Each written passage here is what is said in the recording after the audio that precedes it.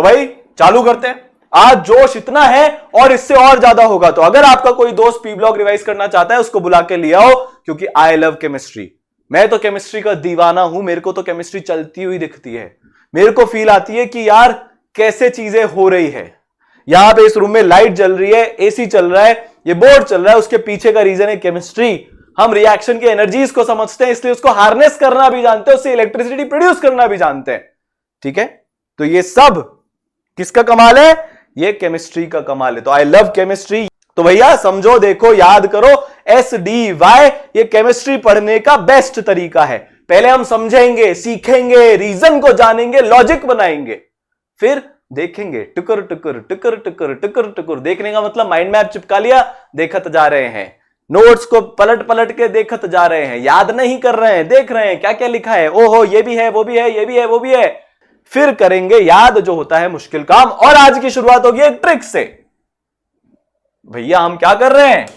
15 से 18 ग्रुप किसके? पीटी के। सर पीटी क्या? ये वाली पीटी? अरे ये वाली पीटी नहीं, ये वाली पीटी।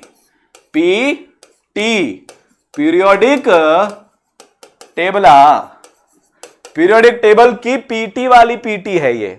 ठीक है, शुरू करते हैं भैया। तो ग्रुप नंबर 15 को याद करने का तरीका आपके सामने आ चुका है। NP nitrogen phosphorus arsenic antimony और बिस्मुथ। तो नानी पापा आशु सब बीमार, नानी पापा आशु सब बीमार। आगे नाइट्रोजन फैमिली, ये बहुत स्पेशल कॉन्फ़िगरेशन लेके बैठते हैं, क्योंकि इसके P में पैरेलल स्पिन के इलेक्ट्रॉन्स होते हैं, तीनों इलेक्ट्रॉन्स हैं। तो ये काफी स्टेबल कॉन्फ़िगरेशन होता है, जिससे इसके जो पहले वाला है और जो इसके बाद वाला है, मतलब कार्बन, नाइट्रोजन के केस में कार्बन और ऑक्सीजन, इसका कॉन्फ़िगरेशन दोनों से ज्यादा स्टेबल हो जाता है। ठीक है, पक्का? NH2NP3 याद रखना, स्पेशल कॉन्फ़िगरेशन वाला ये ग्रुप है। एटॉमिक और आयनिक रेडियस की बात करेंगे। डाउन द ग्रुप जाने पर एटॉमिक रेडियस बढ़ता है, क्योंकि नंबर ऑफ शेल्स ऐड हो रही हैं। डाउन द ग्रुप जाने पर इलेक्ट्रॉन की दूरी न्यूक्लियस से बढ़ रही है, तो इलेक्ट्रॉन को निकालना इजी हो जाएगा, क्योंकि KQ1 Q2 by R square, आपने R बढ़ा दिया तो फोर्स कम हो जाएगी। तो आयनाइजेशन एंथैल्पी, जैसे जैसे हम डाउन द ग्रुप जा रहे हैं, आयनाइजेशन एनर्जी भी कम हो रही है। NP AS SB BI कोई एक्सेप्शन नहीं है। इलेक्ट्रोनेगेटिविटी, जैसे जैसे हम नीचे जा रहे हैं, तो इलेक्ट्रॉन्स को खींचने की क्षमता, क्योंकि पूरा जो बॉन्ड बनेगा वो न्यूक्लियस से दूर बनेगा, तो इलेक्ट्रॉन को खींचने की क्षमता भी कम होती जा रही है। बस इस चीज का एक ध्यान रख लेना कि लास्ट के दो की बराबर हो जाती है, और इसका आपको नाम याद है, इसका नाम होता है inert pair effect. Inert pair effect इसका नाम होता है कि बिस्मथ का जो है +5 जो स्टेट होता है वो +3 से कम स्टेबल हो जाता है, बाकी सब में इसका उल्टा होता है। तो यहां पे क्या लग जाता है? यहां पे एक लग जाता है इनर्ट पेयर इफेक्ट। क्लियर है? आगे चले, बहुत बढ़िया, आ गया समझ में। इसलिए इन दोनों की बराबर हो जाती है।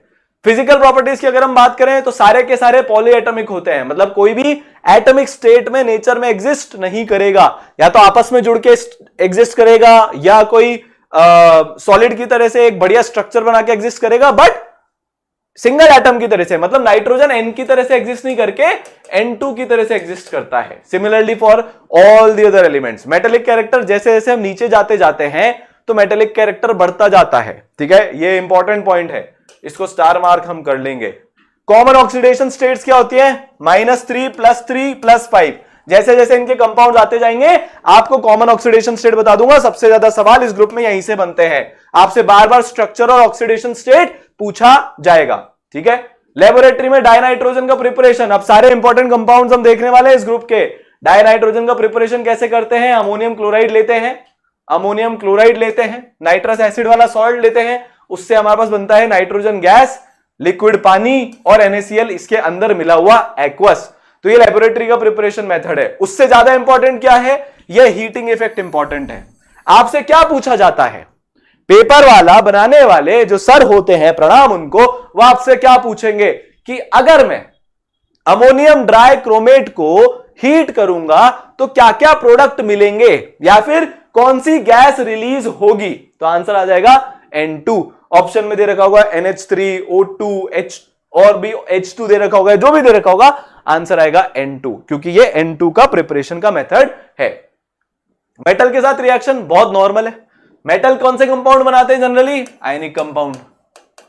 तो ये N2 यहां पे कौन सी ऑक्सीडेशन स्टेट में? 0 में। यहां पे किसमें? -3 में। तो एग्जांपल देख लिया -3 का? हाँ सर एग्जांपल देख लिया -3 का। यहां पे कितने? 0 में। यहां पे किसमें? -3 में। तो जो मेटल्स होते हैं उनके साथ ये नाइट्राइड बना लेता है which is an ionic compound. Non metal के साथ कोवेलेंट कंपाउंड बनाता है, क्योंकि यार नॉन मेटल की भी इलेक्ट्रोनेगेटिविटी ज्यादा, नाइट्रोजन की भी इलेक्ट्रोनेगेटिविटी ज्यादा, तो नॉन मेटल से पूरे इलेक्ट्रॉन ये नहीं खींच पाएगा, इसलिए क्या बनाएगा?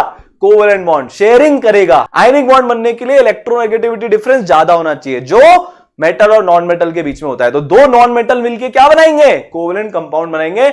सबसे इंपॉर्टेंट एग्जांपल है ये हेबर्स प्रोसेस, अमोनिया का फॉर्मेशन। 1 करोड़ बार सवाल इससे आ चुका है। क्या बोल रहा हूं मैं? 1 करोड़ बार सवाल आ चुका है हेबर्स प्रोसेस से। क्या क्या ध्यान रखना है? कैटलिस्ट की प्रेजेंस में रिएक्शन होता है। किसकी प्रेजेंस में रिएक्शन होता है? कैटलिस्ट की प्रेजेंस में। रिवर्सिबल रिएक्शन होता है, केमिकल इक्विलिब्रियम में इसका बहुत बढ़िया यूज है, बन जाता है अमोनिया। ठीक है, तो नाइट्रोजन को हाइड्रोजन से रिएक्शन कराऊंगा तो क्या बनेगा? अमोनिया बनेगा। अब उसकी प्रिपरेशन टेक्निक देख लेते हैं। इंडस्ट्रियल प्रिपरेशन हेबर प्रोसेस से होती है, पर अगर आपको लैब में बनाना है या फिर अर्थ में कैसे बनता है नेचर में तो क्या होता है कि यार यूरिया में इसका डीके हो जाता है। अमोनिया बहुत छोटी छोटी क्वांटिटी में होता है। नाइट्रोजन और ऑक्सीजन मैटर, जैसे ये यूरिया है, ये पानी के साथ रिएक्ट करके मेरा NH4 बनाता है और उससे बन जाता है अमोनिया। इंपॉर्टेंट रिएक्शन है, इसको भी याद कर लेना। आपसे ऐसा पूछा जाता है कि ऑर्गेनिकली नाइट्रोजन मतलब ऑर्गेनिकली अमोनिया कैसे प्रोड्यूस होता है? आंसर जाएगा यूरिया से प्रोड्यूस होता है। किससे प्रोड्यूस होता है? यूरिया से प्रोड्यूस होता है। ठीक है, फिर आप इसको अमोनियम क्लोराइड से प्रोड्यूस कर सकते हो, बहुत बढ़िया, उतना इंपॉर्टेंट नहीं है। अमोनियम सल्फेट से प्रोड्यूस कर सकते हो, बहुत बढ़िया, उतना इंपॉर्टेंट नहीं है। बेसिकली अमोनियम सॉल्ट को जब आप बेस से रिएक्ट करवाते हो, अमोनियम सॉल्ट विद बेस देगा आपको ammonia. Ammonium salt with base देगा आपको अमोनिया। ये लाइन अब आपके दिमाग में चिपक गई, कभी नहीं भूलोगे। लार्ज स्केल मैन्युफैक्चरिंग कैसे होती है? ऐसे होती है, हेबर प्रोसेस की थ्रू हम ये देख चुके हैं। प्रॉपर्टी क्या होती है यार? अब मैं जो बात बोलने वाला हूं उससे आपको हंसी तो आएगी। रामदेव जी ने सबको एक आसन सिखा रखा है, पवन मुक्त आसन। कौन सा आसन? पवन मुक्त आसन। कौन सा आसन? पवन मुक्त आसन। जब पवन मुक्त आसन को करते हैं तो बहुत सारी पवन मुक्त होती है, उसमें से खुशबू आती है कि बदबू? जरा बताओ, खुशबू आती है कि बदबू आती है? बदबू आती है। तो वो बदबू किसकी होती है? अमोनिया की होती है। अमोनिया की बदबू आती है किसमें से? उसी में से। ठीक है, तो इसकी बहुत गंदी बदबू होती है, जिससे बहुत लड़ाइयां होती है घर में। तो बदबू किससे आती है? इससे आती है ना। ठीक है, फ्रीजिंग और बॉइलिंग पॉइंट इसका कम होता है पानी के मुकाबले। हाइड्रोजन बॉन्डिंग तो हो जाती है, ये H बॉन्डिंग करता है, पर उसका एक्सटेंट उतना अच्छा नहीं होता। क्यों? क्योंकि यार नाइट्रोजन उतना इलेक्ट्रोनेगेटिव नहीं है, तो वो हाइड्रोजन के ऊपर उतना ज्यादा डेल्टा पॉजिटिव नहीं लेके आ पाएगा, जिससे हाइड्रोजन बॉन्डिंग उतनी अच्छी नहीं होगी। पर ये पानी के साथ बहुत बहुत बहुत बहुत ज्यादा अच्छी हाइड्रोजन बॉन्डिंग करता है, इसलिए इसकी सॉल्युबिलिटी बहुत तगड़ी होती है और ये पानी में सॉल्युबल होके क्या बना लेता है? आप आराम से बता सकते हो, NH4OH बना लेता है। पानी में सॉल्युबल होके क्या बना लेता है? NH4OH बना लेता है। अच्छा, ये मेरी इसकी बदबू से मेरे को एक और यहां नाम याद आया, अपना चतुर। अबे साले चतुर, तूने फिर कार सड़ा दी। चतुर रामलिंगम को तो आप जानते ही हो, और वो जो बिल्डिंग से कूद जाता है उसको भी आप जानते हो, वो इसी के रूम में जाके रहता है। क्या नाम होता है वैसे वो जो 3 दोस्त होते हैं? फरहान नाइट्रेट, प्री डैश डैश लाइजेशन। नाम याद है क्या आपको? राजू। बोलते हैं ना एंड में उसकी शादी में आता है रफ्तोगी। ठीक है, आया? क्लियर हुआ? ये बहुत सारे कलर्ड कंपाउंड्स भी बनाता है। ठीक है, जैसे ये डीप ब्लू होता है, वेरी फेमस कंपाउंड, इसके आने की चांसेस है। तो ये सॉल्ट का रिएक्शन है अमोनिया के सोल्यूशन के साथ, तो Cu2 प्लस 4NH3। अच्छा, अब आपको इसकी जगह अगर इसका रिएक्शन NH4OH से दिखे तो कंफ्यूज मत होना, मैं जब भी अमोनिया को पानी में डालूंगा वो ये बना लेगा। तो आप यहां पे NH4OH भी लिख सकते थे। ये डीप ब्लू कलर का कंपाउंड होता है। AgCl की व्हाइट PPT, फिर मैं उसको और NH3 के साथ रिएक्शन करवाऊंगा, व्हाइट प्रेसिपिटेट को NH3 सोल्यूशन में और ज्यादा डालूंगा तो क्या बना लेगा? AgNH3 all twice colourless. तो प्रेसिपिटेट गायब हो जाएगा, अब आपको मैं एक साइकोलॉजी समझाता हूं हमारे नीट लेने वाले एग्जामिनर्स और जेई वाले एग्जामिनर्स की। यार ध्यान से सुनना, अब क्या बोल रहा हूं मैं, अब ध्यान से सुनना। जितने भी हमारे एग्जामिनर्स हैं वो हमेशा उस पार्ट में से क्वेश्चन बनाते हैं जिसका प्रैक्टिकल एप्लीकेशन होता है।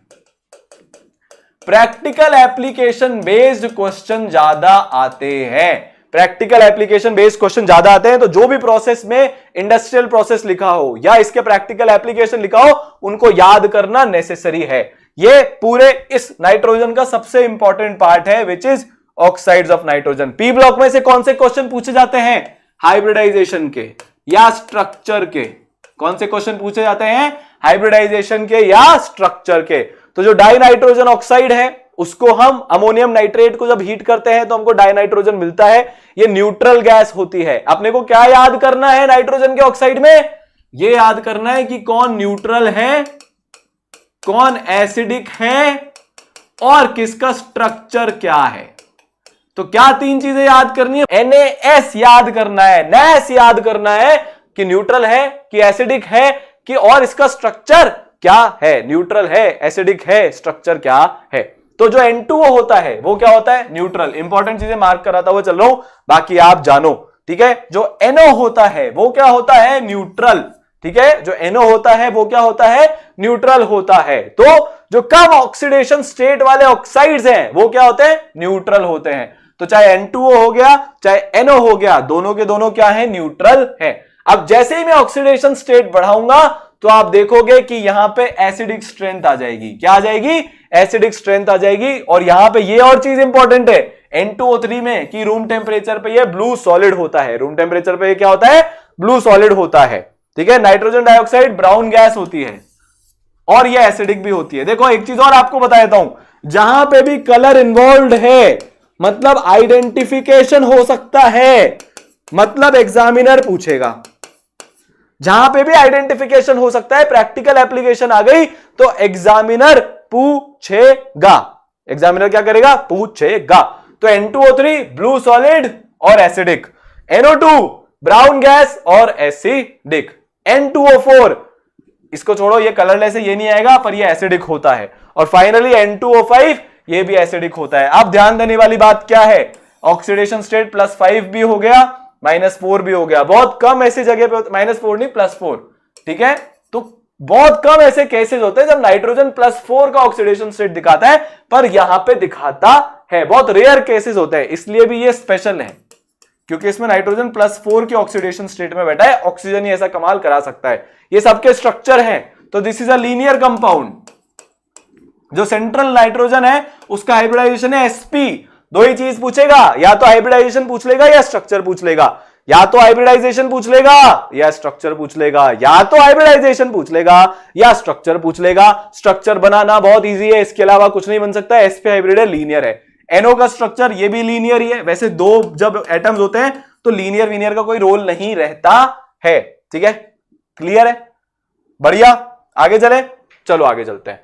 Very important two important structures एक ही जगह पे आपको लिखा दिए हैं, आप स्क्रीनशॉट लेके रख सकते। ये देखो इसका स्ट्रक्चर कैसा होता है, थोड़ा सा अनसिमेट्रिकल स्ट्रक्चर होता है। क्या होता है यहां पे, अनसिमेट्रिकल स्ट्रक्चर यहां पे अपना होता है N2O3 का, ठीक है।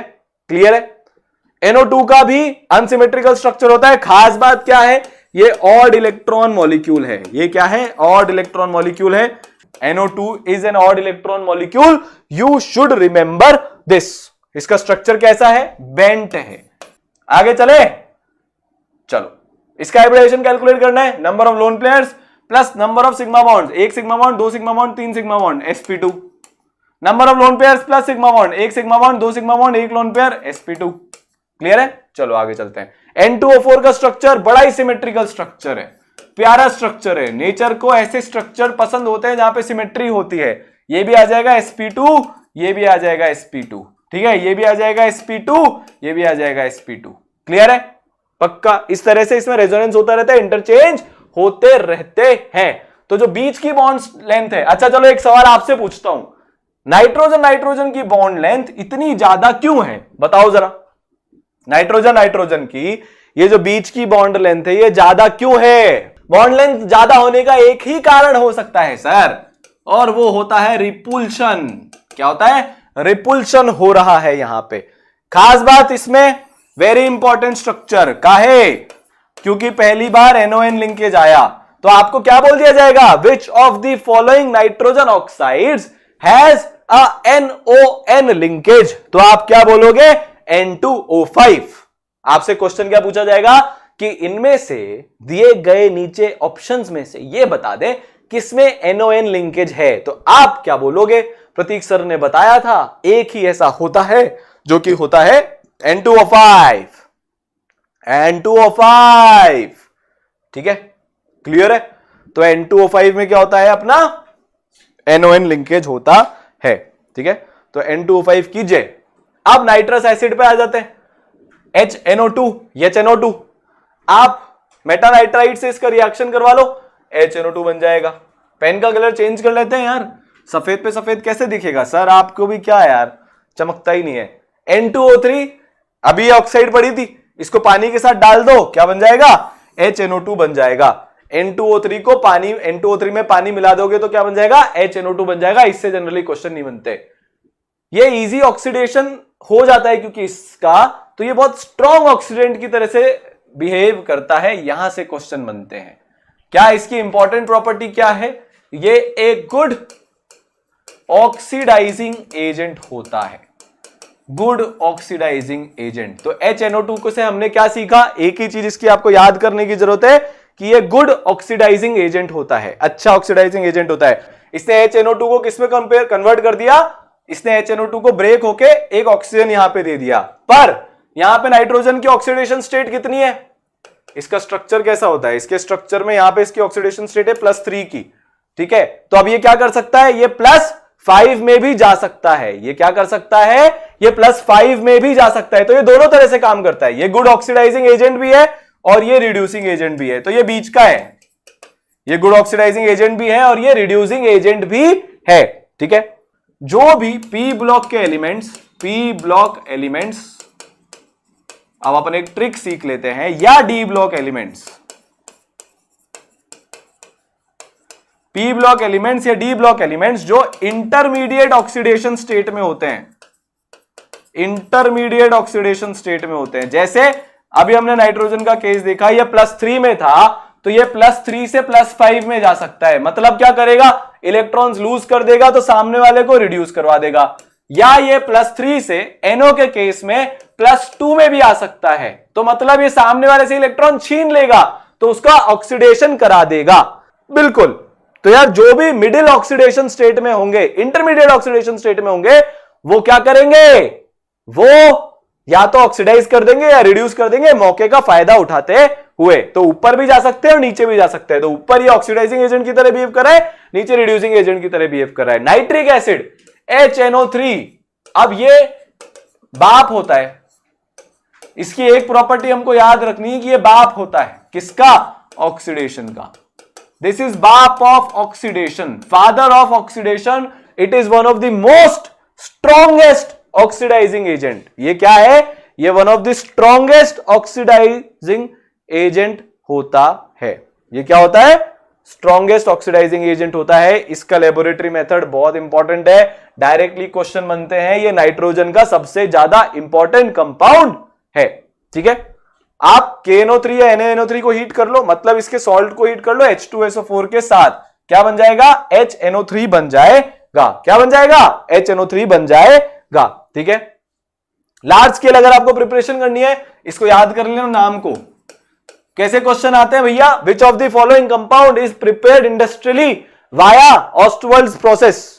इनमें से कौन सा कंपाउंड ऑस्टवाल्ड प्रोसेस से प्रोड्यूस होता है इंडस्ट्रियली? वो आपसे पूछा जाएगा। तो आप क्या जवाब दोगे? आप जवाब दोगे HNO3। तो ये पहली चीज थी जो याद करने की थी। दूसरी चीज जो याद करने की है वो है इसका कैटलिस्ट।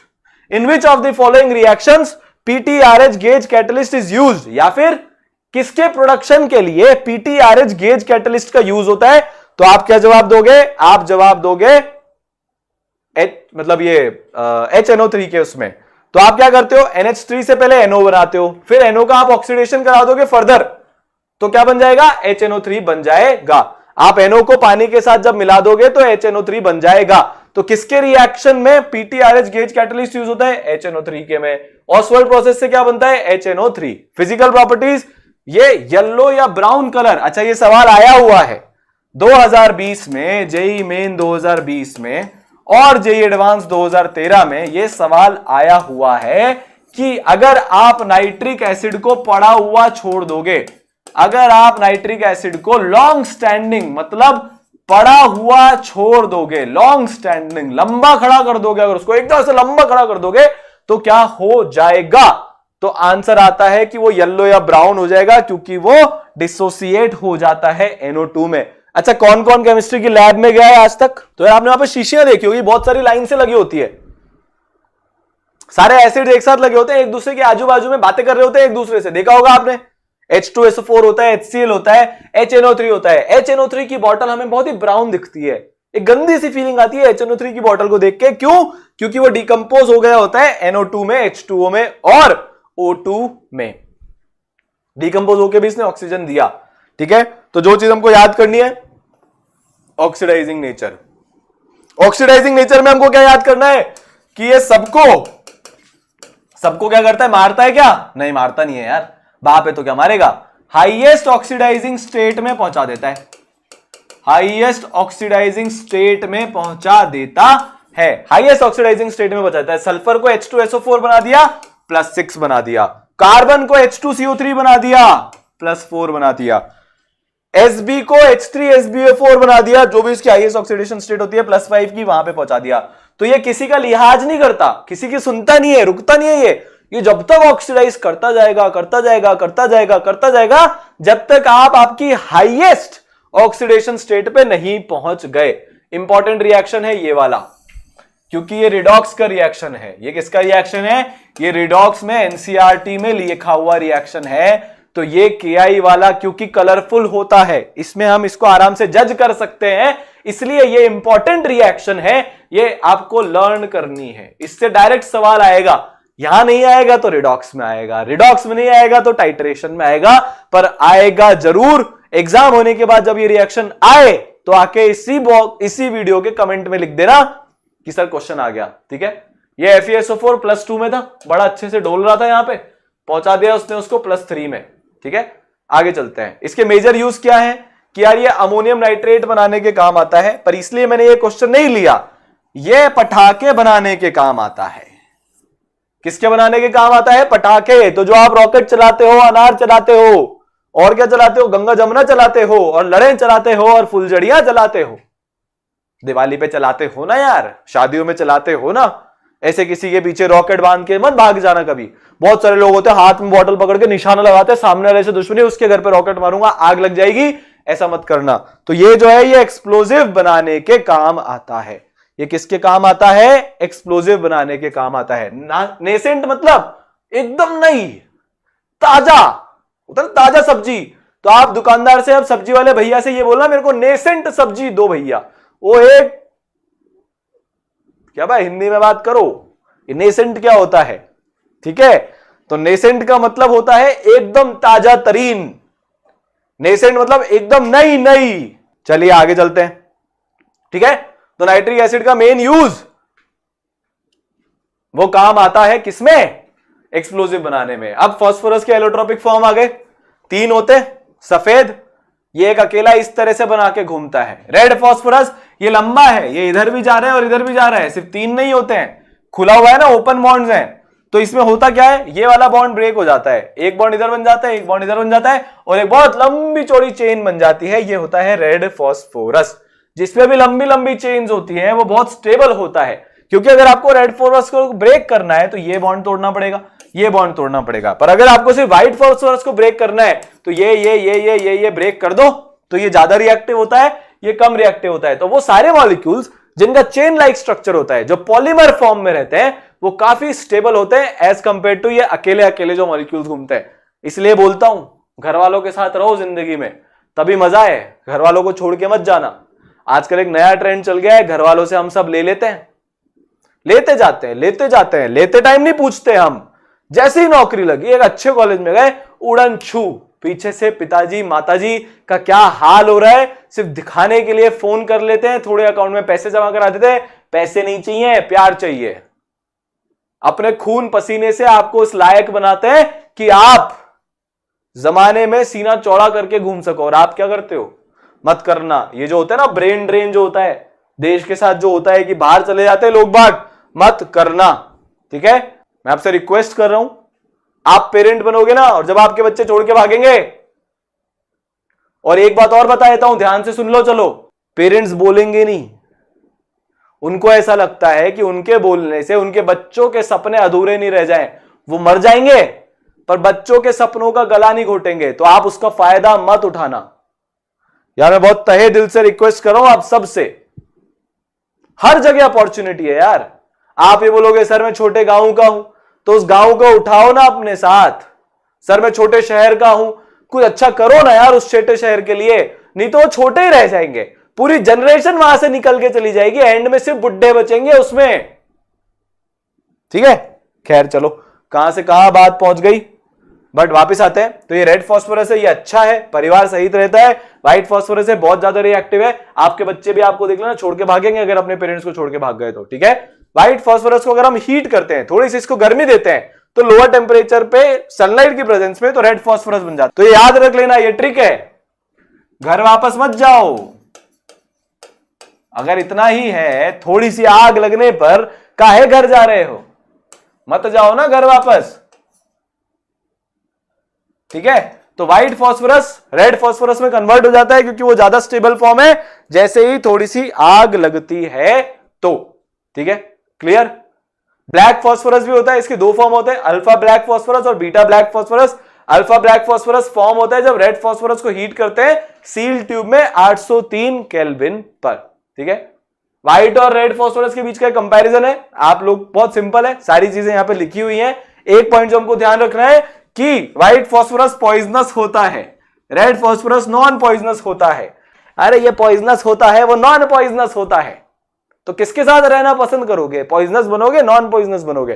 ठीक है, आगे चलते हैं। अब ये फॉस्फाइन गैस है। आप में से कितने लोगों ने मूवीज में देखा है कि यार कोई कहीं जहाज पे, ये पानी है, पानी के ऊपर एक गंदा सा जहाज है, मैं ऐसे ही जहाज बना सकता हूं, उस पर एक आदमी है और इसके हाथ में एक मशाल है जिससे बहुत सारा लाल धुआं निकल रहा है। तो ये जो फॉस्फीन गैस है ये होम्स सिग्नल में काम आती है। डायरेक्ट सवाल आ जाता है कौन सी गैस होम्स सिग्नल में काम आती है? क्योंकि ये कलर्ड गैस होती है। तो आप कैल्शियम फॉस्फाइन लेते हो, फॉस्फाइड मतलब Ca3P2, यहां पे P के ऊपर -3 का चार्ज है, पानी के साथ मिलाते हो तो बन जाता है फॉस्फीन गैस। ठीक है, एसिड के साथ करोगे तो भी बन जाएगी फॉस्फीन गैस। लेबोरेटरी प्रिपरेशन, आप क्या करते हो? व्हाइट फास्फोरस को लेके आते हो। अब जिंदगी में जब व्हाइट फास्फोरस आएगा ना, हंसी आ जाएगी आपके चेहरे पर, उसको आप बेस के साथ रिएक्ट कराते हो, पानी के साथ रिएक्ट कराते हो, बन जाता है PH3। तो क्वेश्चन कैसे आता है? Which gas is formed in laboratory accompanied with sodium hypophosphite? Answer क्या आ जाएगा? PH3 आ जाएगा। आंसर क्या आ जाएगा? PH3 आ जाएगा। ठीक है, क्लियर है। प्रॉपर्टीज क्या होती हैं? कलरलेस गैस होती है ये, पर इसमें एक सब्सटेंस मिला देते हैं जब हम होम सिग्नल में यूज करते हैं तो फिर ये लाल कलर की हो जाती है। क्यों? अच्छा, हम ये यूज क्यों करते हैं? क्योंकि थोड़ा सा भी आपने इसको ऑक्सीडाइजिंग एजेंट दिया तो ये एक्सप्लोड हो जाएगी और उड़ जाएगी। ठीक है ना। तो ये इसका रॉटन फिश का स्मेल होता है। कौन कौन फिश मंडी में गया है? जो लोग बंगाल वगैरह साइड में रहते हैं जहां पे फिश ज्यादा खाई जाती है, उनको पता है कि रॉटन फिश की स्मेल बहुत गंदी होती है। हम कोटा में रहते हैं, कोटा में तालाब है, तो जनरली क्या होता है जब तालाब से लैंड की तरफ हवा होती है और तालाब में पानी कम होता है तो सारी मछलियां मर जाती है, बड़ी गंदी सूगली सी स्मेल आती है। ठीक है, थोड़ा भी ऑक्सीडाइजिंग एजेंट डाल दो आप, HNO3 डाल दो, Cl2 डाल दो, Br2 डाल दो, तो ये जलने लग जाता है। तो वो जो कलर होता है ना वो एक्चुअली Br2 वेपर का होता है। होम सिग्नल में जो गैस का कलर होता है वो Br2 वेपर का कलर होता है। इंपॉर्टेंट ऑक्साइड स्ट्रक्चर याद कर लेना। आंसर क्या पूछा जाता है? P4O6 में कितने POP लिंकेज हैं? गिन लो। ये 1, ये 2, ये 3, ये 4, ये 5 और ये 6। तो इसमें 6 POP लिंकेज हैं। क्या है इसमें? 6 POP लिंकेज इसमें है। और क्या पूछा जाता है? P4O6 में लोन पेयर कितने हैं? तो गिन लेते हैं। एक लोन पेयर ये है, एक लोन पेयर ये है, एक ये है, एक ये है। तो टोटल फास्फोरस के ऊपर कितने लोन पेयर है? अगर ये पूछा जाएगा तो आंसर जाएगा 4। टोटल लोन पेयर पूछेंगे तो हर ऑक्सीजन के ऊपर 2-2 लोन पेयर और है, टोटल आपके पास 6 ऑक्सीजन है, वो भी काउंट कर लेना, तो आंसर हो जाएगा 16। ठीक है, 4 फास्फोरस के और 12 ऑक्सीजन के, तो आंसर हो जाएगा 16। अब P4O10 वेरी इंपॉर्टेंट स्ट्रक्चर, आपसे इसमें ऐसा पूछा जाता है कि कितने ऑक्सीजन डबली बॉन्डेड है, आंसर आ जाएगा 4। कितने ऑक्सीजन डबली बॉन्डेड है? 4। नंबर ऑफ लोन पेयर इस केस में कितने हो जाएंगे? बढ़ जाएंगे। क्यों? क्योंकि टोटल ऑक्सीजन कितने हो गए? 10, सबके पास 2-2 लोन पेयर, तो आंसर आ जाएगा 20। तो total number of lone pair कितने हो जाएंगे? Total number of lone pair हो जाएंगे 20। ऑक्सीजन फैमिली पे आ गए। अब फिर ट्रिक आ गई। अब ये सारे बच्चों की फेवरेट ट्रिक है, ऑनलाइन में तो भैया इसका ही जमाना आ चुका है। जिसके भी एग्जाम हुए ऑनलाइन स्कूल के, वो सब जानते हैं कि हमने वो एग्जाम कैसे पास किए हैं। Oxygen family, oxygen, sulphur, selenium, tellurium, polonium, ओए सलीके से टीपो, ओए सलीके से टीपो, मत टीपना। तो ये गलत प्रैक्टिस है, इसको मत अपनाना। ठीक है, ओए स्टाइल से टीपो या ओए सलीके से टीपो, जो भी है, पर इसको अपनाना मत, बर्बाद हो जाओगे। ठीक है, इलेक्ट्रॉनिक कॉन्फ़िगरेशन NH2NP4, इसका P वाला डब्बा ऐसा दिखता है, ऐसा दिखता है। ठीक है, 4 इलेक्ट्रॉन होते हैं। एटॉमिक आयनिक रेडियस, नीचे जाओगे तो रेडियस बढ़ेगा, डाउन द ग्रुप जाने पर रेडियस बढ़ता है। फिर ionisation enthalpy down the group जाने पर कम होती है, क्योंकि रेडियस जितना बढ़ता जाता है आयनाइजेशन एनर्जी उतनी कम होती जाती है। इलेक्ट्रॉन गेन एंथैल्पी, अब ये डेंजर है, इस पे मैं डेंजर साइन लगाना भूल गया, पर आज सारे उस पे डेंजर साइन लगा के आया हूं। ये आपके लिए डेंजर है, डेंजर भाई। इसकी इलेक्ट्रॉन गेन एंथैल्पी का नाम क्या डाल लो?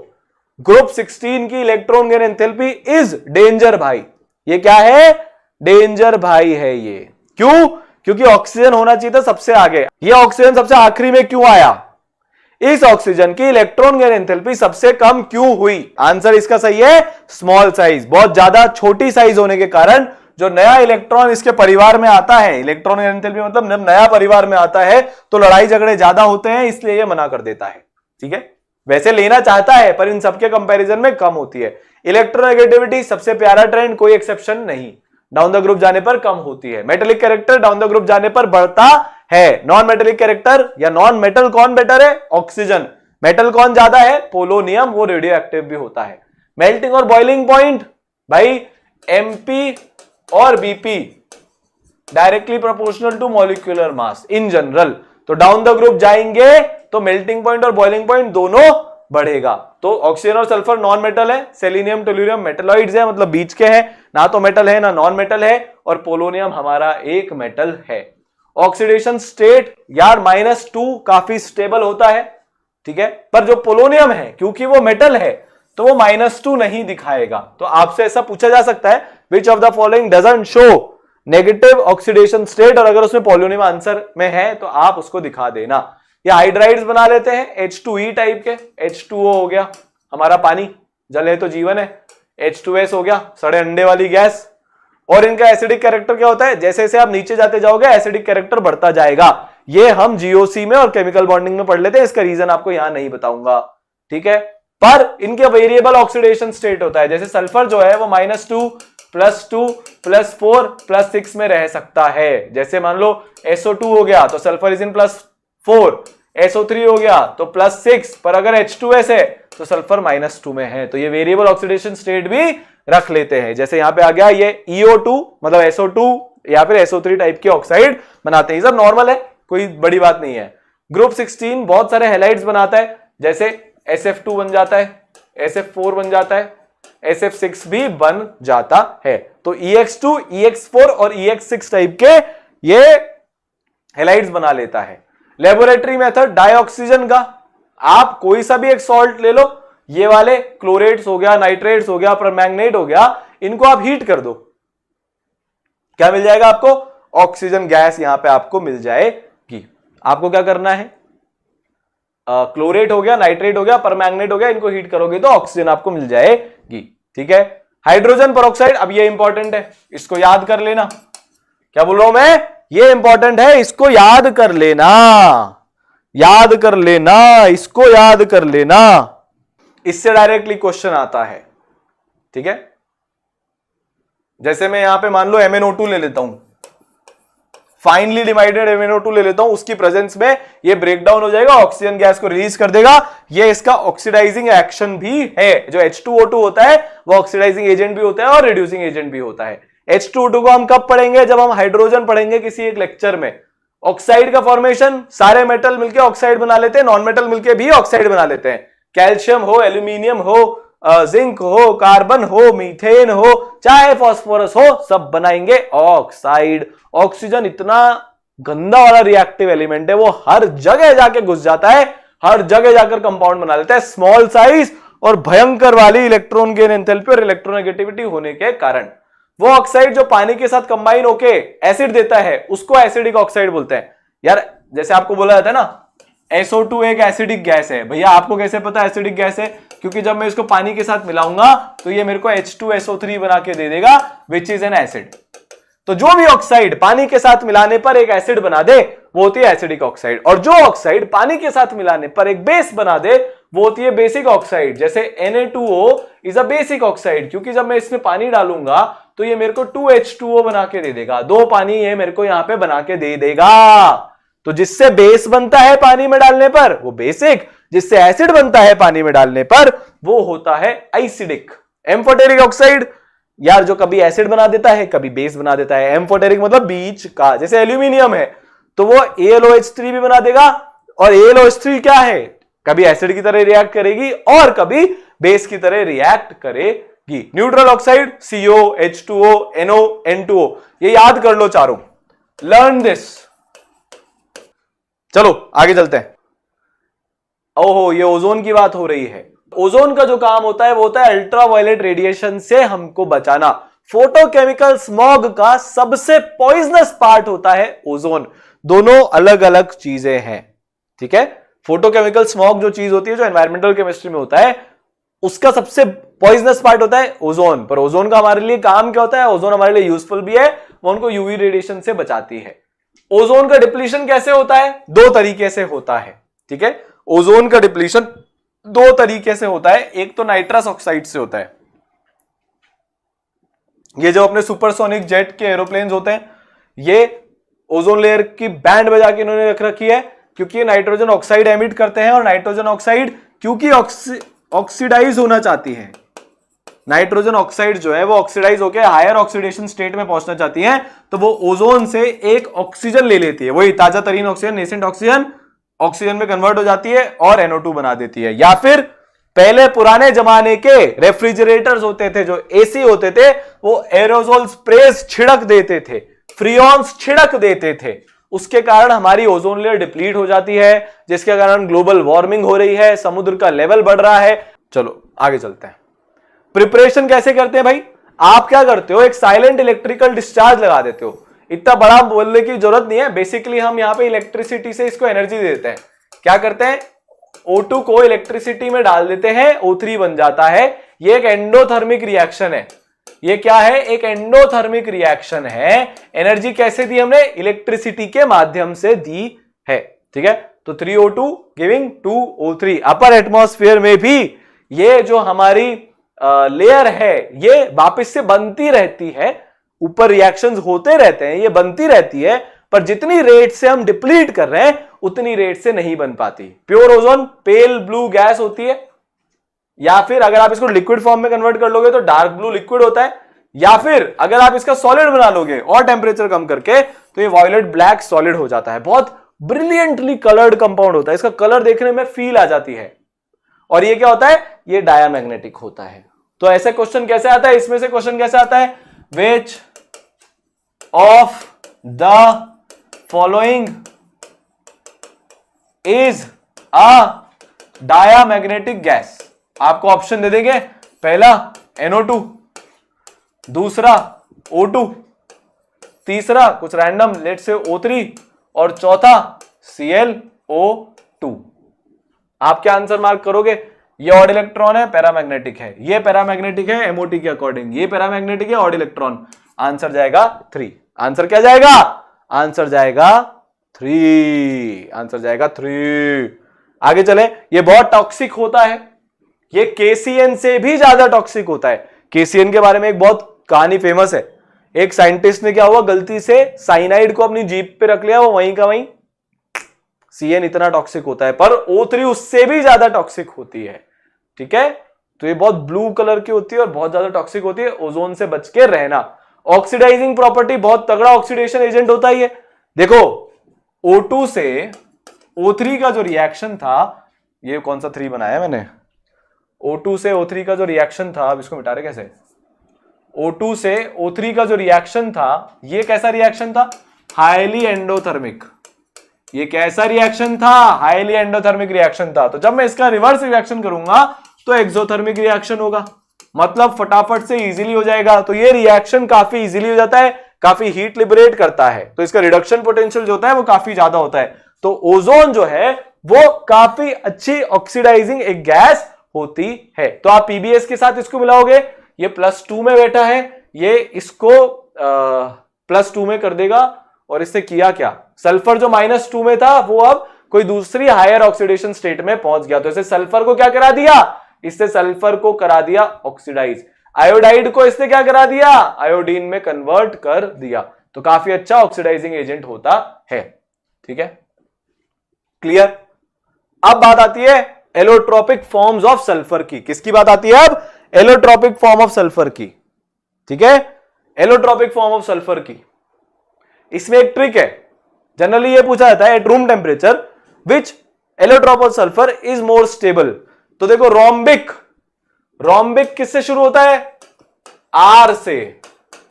रूम किससे शुरू होता है, R से। तो जो R से शुरू होता है वो रूम टेम्परेचर पे ज्यादा स्टेबल होगा। ये इसको याद करने की ट्रिक है। ठीक है, ये क्या है, ये याद करने की ट्रिक है। तो आंसर क्या हो जाएगा, रोम्बिक हो जाएगा। ठीक है, आंसर क्या हो जाएगा, आंसर हो जाएगा रोम्बिक। आंसर क्या हो जाएगा, रोम्बिक हो जाएगा। तो रोम्बिक सल्फर ज्यादा स्टेबल होता है किस पे, रूम टेम्परेचर पे। ज्यादातर क्वेश्चन इससे इस पे ही बनते हैं। फिर क्या बनता है, इसके स्ट्रक्चर पे फॉर्मूला आता है।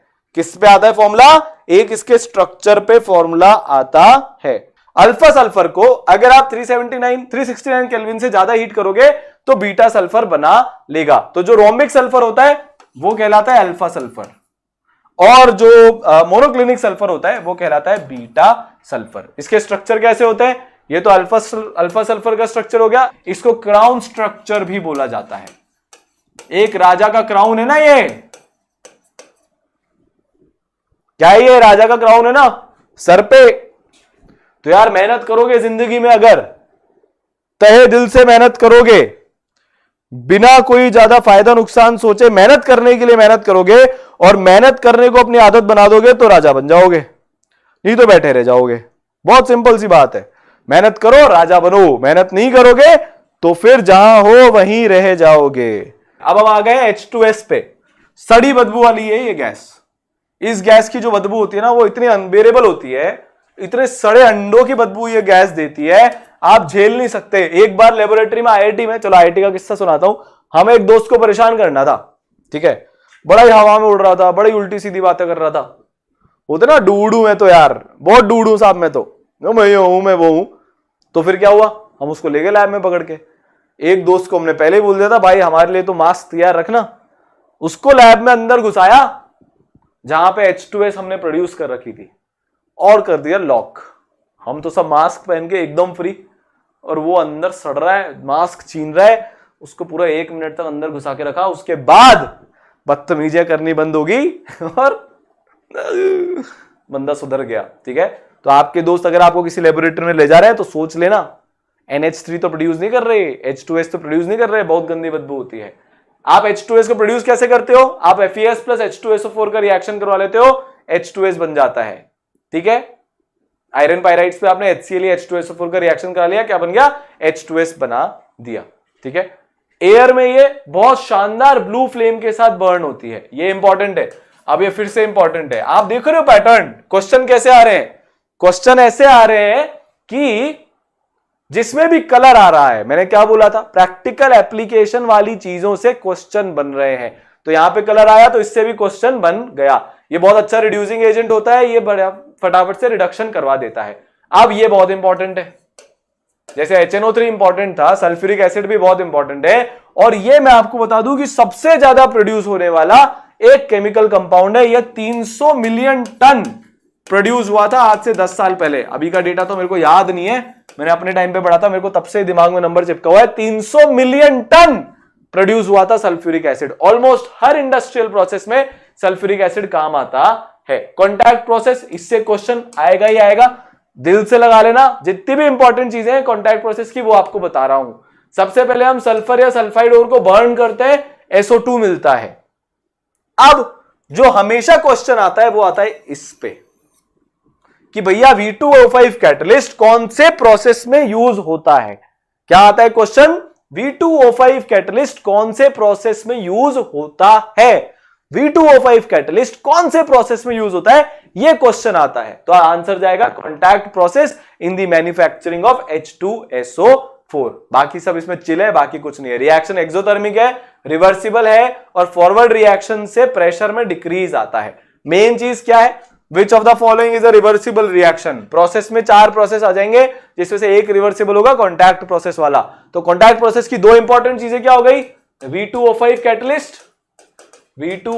कैटलिस्ट और रिवर्सिबल रिएक्शन होता है। ये क्या होता है? ये एक रिवर्सिबल रिएक्शन होता है। SO3 गैस कैटालिटिक कन्वर्टर से एड्सॉर्ब हो जाती है और H2SO4 बना देती है। H2SO4 में एब्सॉर्ब हो जाती है और ओलियम बना देता है। ओलियम को जब आप डाइल्यूट करते हो तो H2SO4 हो जाता है। बहुत स्टैंडर्ड चीज है, इसमें कुछ नहीं है, ठीक है। अब जो हमको तीसरी चीज याद रखनी है H2SO4 के बारे में, ये आपको मैं प्रैक्टिकली बता रहा हूं। हो सकता है इसे क्वेश्चन आए नहीं आए, पर आप लेबोरेटरी में इसका एक्सपेरिमेंट जरूर करोगे 12वीं कक्षा में। जो बच्चे अभी 12वीं में लैब में जाने वाले हैं, कि जब भी आप इसको पानी में मिला रहे हो तो कांस्टेंट स्टिरिंग के साथ मिलाना। अगर कॉन्सेंट्रेटेड H2SO4 के साथ खेल रहे हो, बहुत धीरे drop by drop side of the beaker से पानी को हिलाते हिलाते हिलाते हिलाते मिलाना। मोस्टली जो हमारे लैब असिस्टेंट होते हैं, जो लैब वाले सर के साथ होते हैं, उन्हीं के साथ ये करना बहुत बड़ा डेंजर है। कॉन्सेंट्रेटेड एसिड हो चाहे कॉन्सेंट्रेटेड बेस हो, उसके साथ मत खेलना, ठीक है, पक्का। इसका एसिडिक कैरेक्टर बहुत स्ट्रॉन्ग है। ये one of the strongest acid है जो हमें आज तक पता चला है। अब अगर आपने ऑर्गेनिक केमिस्ट्री पढ़ी है, जो आपने पढ़ी ही है, ऑब्वियस सी बात है, तो आपको यह पता है कि यार H2SO4 पानी खाने में माहिर होता है।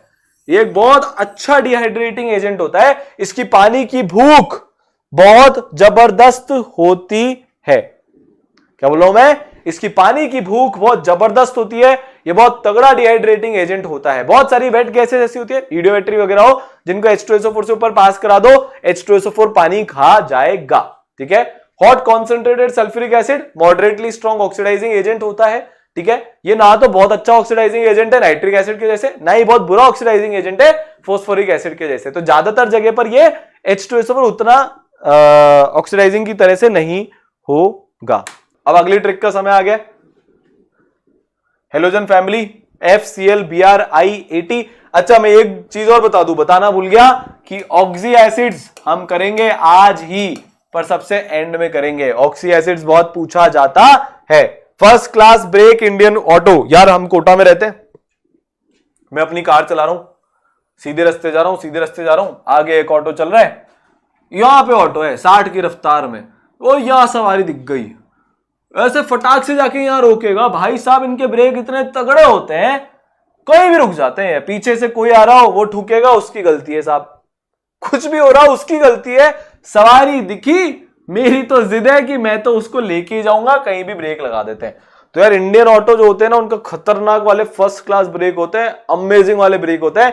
तो first class break Indian auto, first class break Indian auto. चलो ठीक है, याद हो गया। आगे चलते हैं। इलेक्ट्रॉनिक कॉन्फ़िगरेशन डब्बा बना लेते हैं। 1 2 1 2 3 4 5, ठीक है। तो ये इसका हो गया डब्बा। 5 इलेक्ट्रॉन होते हैं पी में, 2 इलेक्ट्रॉन होते हैं एस में, वैलेंस शेल में 7 इलेक्ट्रॉन। अब ये डेंजर बाबा आ चुके हैं। इसमें जो हमको याद रखना है वो वापस से इलेक्ट्रॉन गेन एंथैल्पी याद रखना है। अरे अरे, क्या याद करना है? इलेक्ट्रॉन गेन एंथैल्पी याद करना है। बाकी सब सही है। आयनाइजेशन एंथैल्पी, एफ से इलेक्ट्रॉन निकालने में सबसे ज्यादा तकलीफ आएगी, फिर Cl, फिर Br, फिर I। इलेक्ट्रोनेगेटिविटी भी सही है, बट ये पूरा ऑर्डर का ऑर्डर ही याद करना है। तो डेंजर भाई आ गए, आपको इलेक्ट्रॉन गेन एंथैल्पी ग्रुप 17 के एलिमेंट्स की याद रखनी है। Cl more than F more than Br more than I। F को यहां होना चाहिए था पर छोटी साइड के कारण, मतलब छोटी साइज के कारण ये क्या हो जाता है, पीछे आ जाता है। अब ये गलत नहीं जाएगा जिसका भी गलत जिया था। बॉन्ड ऑर्डर ये भी एक्सेप्शनल है। फिर से डेंजर बाबा आ गए, फिर से याद करना है और कोई एक्सप्लेनेशन नहीं है, प्योरली एक्सपेरिमेंटल है। बस एक्सप्लेनेशन ये है कि F2 का कम हो जाएगा पर वो Br2 के आगे आएगा, सॉरी ये 2 है यहां पे, वो Br2 के आगे आएगा कि I2 के आगे आएगा कि Cl2 के आगे आएगा कि पीछे आएगा, ये नहीं पता। ये प्योरली एक्सपेरिमेंटल होता है। ऑर्डर आता है Cl2 more than Br2 more than F2 more than I2। ठीक है। ऑक्सीडेशन स्टेट्स +1 +3 +5 +7 और -1। ठीक है, तो -1 +3 +5 और +7। ठीक है, ये ऑक्सीडेशन स्टेट से दिखाते हैं और +1। क्लियर है, आगे चले। केमिकल रिएक्टिविटी, हेलोजन भारी रिएक्टिव होते हैं। आपको हर जगह ऑलमोस्ट सारे कंपाउंड्स में, चाहे ऑर्गेनिक केमिस्ट्री हो इनऑर्गेनिक केमिस्ट्री हो, हेलोजन के कंपाउंड्स दिख जाएंगे, हेलोजन आपको दिख जाएगा। ठीक है, reactivity of the halogens decrease करती है। जो ग्रुप में जितना ऊपर है वो उतना ज्यादा रिएक्टिव होगा। ठीक है, F2 का पानी के साथ रिएक्शन कराओ, HF बन जाएगा। तो आप X2 का जब भी H2O के साथ कराते हो, क्योंकि ये एसिडिक गैसेस होती हैं, तो ये एसिड प्रोड्यूस करती हैं। आयोडीन का अगर रिएक्शन करवाओगे तो ऑक्सीडेशन रिडक्शन रिएक्शन हो जाएगा, रिडॉक्स रिएक्शन हो जाएगा। कौन सा रिएक्शन हो जाएगा? आयोडीन के साथ रिडॉक्स रिएक्शन हो जाएगा। तो ये वाला जो रिएक्शन है, आयोडीन का रिएक्शन विद पानी, इनमें बस यही इंपॉर्टेंट है, बाकी तो आप खुद ही एसिड बना लोगे। तो ये वाला रिएक्शन जो है वो याद कर लेना। ठीक है, ये वाला रिएक्शन याद कर लेना। ठीक है, ये इंपॉर्टेंट है ना। हाइड्रोजन फ्लोराइड लिक्विड होता है, बहुत स्ट्रॉन्ग हाइड्रोजन बॉन्डिंग होती है, इसमें ऐसे ऐसे हाइड्रोजन बॉन्डिंग होती है। ठीक है, ये ऐसा कुछ स्ट्रक्चर बना लेता है जिगजैग टाइप का, क्योंकि स्ट्रॉन्ग हाइड्रोजन बॉन्डिंग है, इसलिए HF जो होता है वो क्या होता है, वो लिक्विड हो जाता है। बाकी HCl HBr ये क्या होते हैं, ये गैसेस होते हैं। अब O2 जो है, मतलब O2F2 जो है, वो ऑक्सीडाइज कर देती है प्लूटोनियम को PuF6 में। ये इंपॉर्टेंट रिएक्शन है। आपसे ये पूछा जाता है कि which gas is used for removing plutonium from spent nuclear fuel, तो आंसर आ जाएगा O2F2। आपसे यह पूछा जाता है कि यार कौन सी गैस यूज होती है प्लूटोनियम को हटाने के लिए, प्लूटोनियम फ्यूल में से प्लूटोनियम को रिमूव करने के लिए स्पेंट न्यूक्लियर फ्यूल में से, तो आंसर आ जाएगा O2F2। ClO2 ब्लीचिंग एजेंट की तरह से यूज होता है। ClO2 किसकी तरह से यूज होता है? ब्लीचिंग एजेंट की तरह से यूज होता है। ब्लीचिंग पाउडर हम S ब्लॉक में पढ़ेंगे, यहां पे नहीं पढ़ रहे। ठीक है, तो ये ब्लीचिंग एजेंट की तरह से यूज होता है ClO2। फ्लोरीन का इंडस्ट्रियल प्रोसेस मोइजान प्रोसेस है, इसमें समझाने का कुछ भी नहीं है।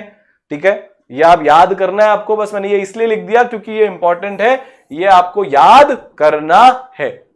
ठीक है, क्लियर है, आगे चलते हैं। क्लोरीन का इलेक्ट्रोलिसिस NaCl के इलेक्ट्रोलिसिस से, या बचपन से पढ़ते आ रहे हो, सबसे इंपॉर्टेंट यही प्रोसेस है। इसमें क्या पूछा जाता है कि क्लोरीन के इलेक्ट्रोलिसिस में एनोड पर कौन बनेगा, तो एनोड पर कौन बनता है?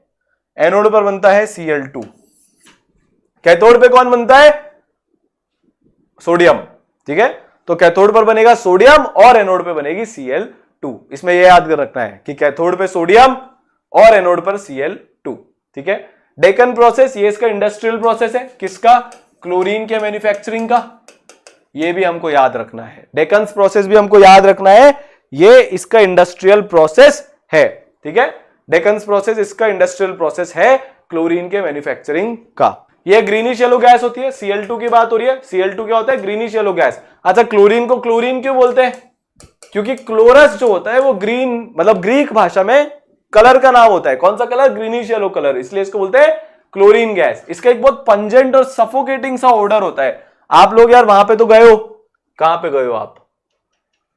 कहां पे गए सर? हम स्विमिंग पूल में। तो जब आप स्विमिंग पूल में जाते हो और वहां पे बहुत ज्यादा क्लोरीन निकल जाती है, तो ऐसा सफोकेशन सा होने लगता है, इरिटेशन सा होने लगता है। वो क्यों? क्योंकि वो क्लोरीन के कारण होता है। ये पानी में सॉल्युबल होती है, क्लोरीन रिएक्ट करता है बहुत सारे मेटल्स के साथ और नॉन मेटल्स के साथ और बना लेता है क्लोराइड्स। अमोनिया के साथ आप रिएक्ट करवाओगे तो ये क्या बना लेगा? अमोनियम क्लोराइड बना लेगा, जो इंडस्ट्रियली बहुत इंपॉर्टेंट होता है। ये एक इंपॉर्टेंट कंपाउंड है। कौन? NH4Cl। तो आप जब अमोनिया के साथ क्लोराइड डालोगे, मतलब अमोनिया के साथ क्लोरीन का रिएक्शन करवाओगे, और अगर अमोनिया एक्सेस में हुआ तो NH4Cl बन जाएगा, पर अगर क्लोरीन एक्सेस में हुआ तो NCl3 बन जाएगा। इससे क्वेश्चन कैसे बनेगा? Which of the following products are correct when either of the two reagents NH3 and Cl are taken in excess. NEET में आ जाएगा या जेई में आ जाएगा या एडवांस में भी आ सकता है, पर ये क्वेश्चन आएगा। तो दोनों बन सकते हैं। आप NH3 को एक्सेस में लोगे तो NH4Cl बनेगा, Cl2 को एक्सेस में लोगे तो NCl3 बनेगा। ठीक है, एल्कलीन्स के साथ रिएक्शन, क्योंकि ये एसिडिक गैस होती है तो ये सॉल्ट बना देगी। Cl2 एसिडिक गैस है तो ये क्या बना देगी, सॉल्ट बना देगी। पर अगर आप हॉट एंड कॉन्सेंट्रेटेड NaOH लेते हो तो NaClO3 बन जाएगा। ज्यादा ऑक्सीडेशन स्टेट वाला प्रोडक्ट बनेगा ना यार, ये +5 में है, ये +1 में है। ठीक है, अगर आपने हॉट एंड कॉन्सेंट्रेटेड लिया है तो +5 ऑक्सीडेशन वाला प्रोडक्ट बनेगा, और अगर आपने कोल्ड एंड डाइल्यूट NaOH लिया है तो +1 ऑक्सीडेशन स्टेट वाला प्रोडक्ट बनेगा। ठीक है, NH4Cl के डेंस वाइट फ्यूम्स होते हैं। ठीक है, ये सारी चीजें सॉल्ट में हम पढ़ते हैं। NH4Cl के बहुत शानदार प्यारे से बादल बनते हैं, उससे उसका आइडेंटिफिकेशन होता है, इसलिए NH4Cl हमारे काम आता है। ठीक है, चलिए आगे चलते हैं। हाइड्रोजन क्लोराइड भैया, हाइड्रोजन क्लोराइड HCl, ये गैस होती है रूम टेम्परेचर पे, इट इज अ गैस। जब हम इनको पानी में डालते हैं तो फिर HCl एसिड बनता है, जिसको हम HCl एक्वस से लिखते हैं। तो NaCl plus H2SO4 का रिएक्शन करूंगा तो NaHSO4, this is acting as an acid, this is acting as a base.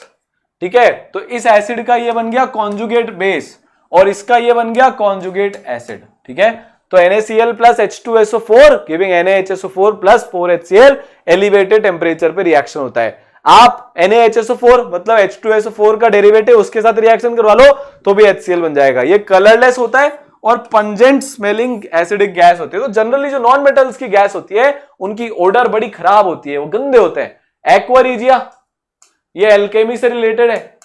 आज से 200-300 साल पहले तक इजिप्ट वगैरह में और इंडिया में भी काफी हद तक घर घर में लोग जाते थे कि यार अपना लेड वगैरह दे दो, ये दे दो, हम एक सोल्यूशन में डालेंगे, सोना बन जाएगा, या फिर आपकी सोने की जो चीजें हैं वो दे दो, उसको हम क्लीन कर लेंगे।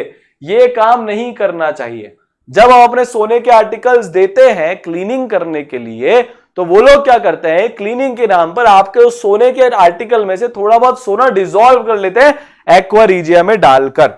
ठीक है, तो एक्वा रीजिया जो होता है वो क्या होता है, आप कॉन्सेंट्रेटेड HCl ले लो और कॉन्सेंट्रेटेड HNO3 ले लो, 3 पार्ट 3:1 के रेशियो में। 3:1 के रेशियो में क्या लेना है, 3 रेशियो में तो HCl और 1 रेशियो में H2SO4, इनको मिक्स करा लो आप।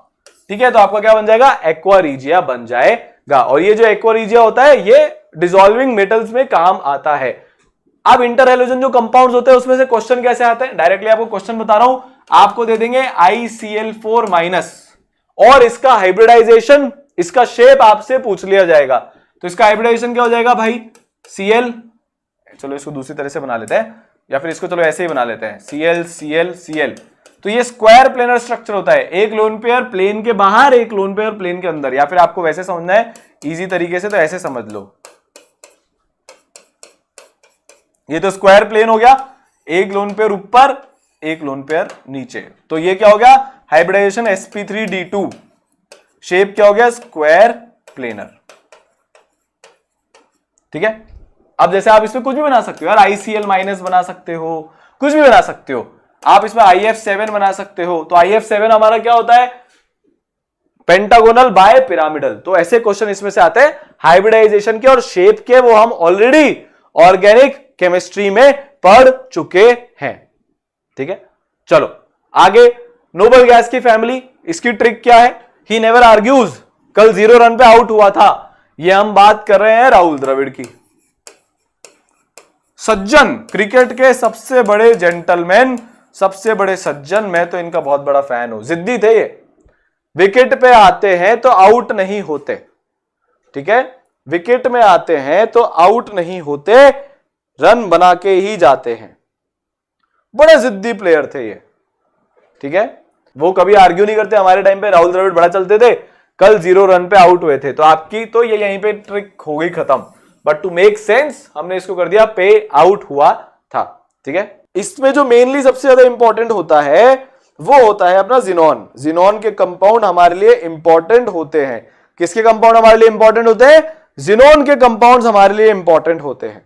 ठीक है, किसके कंपाउंड इंपॉर्टेंट होते हैं? जिनोन के कंपाउंड्स हमारे लिए इंपॉर्टेंट होते हैं। इलेक्ट्रॉनिक कॉन्फ़िगरेशन, भाई ये तो नोबल होते हैं, मोस्ट स्टेबल होते हैं, कंपाउंड नहीं बनाते। सारे एलिमेंट्स के कंपाउंड डिस्कवर हुए थे, इन एलिमेंट्स के कंपाउंड जिंदगी में सबसे आखिर में डिस्कवर हुए, वो भी तुक्के के चक्कर में। बनाना नहीं चाह रहे थे, तुक्के में डिस्कवर हो गए। ठीक है, वो आपको याद भी करना है, अभी बता दूंगा कौन सा कंपाउंड है। Ionisation enthalpy, down the group जाऊंगा आयनाइजेशन एंथैल्पी कम होगी, क्योंकि जैसे जैसे नीचे जाऊंगा इलेक्ट्रॉन का डिस्टेंस न्यूक्लियस से बढ़ रहा है, तो इलेक्ट्रॉन को निकालना आसान हो जाता है। Melting point order directly proportional to molecular mass, boiling point order directly proportional to molecular mass. इस ग्रुप में कोई एक्सेप्शन नहीं होता, कुछ भी रेड अलर्ट यहां पे नहीं है। केमिकल प्रॉपर्टीज, ये याद करना है, ये आप लर्न कर लो, नीट के पॉइंट ऑफ व्यू से सुपर इंपॉर्टेंट है, 3-4 बार क्वेश्चन पूछा जा सका है। विच of the following is the first discovered noble gas compound? Answer क्या आ जाएगा?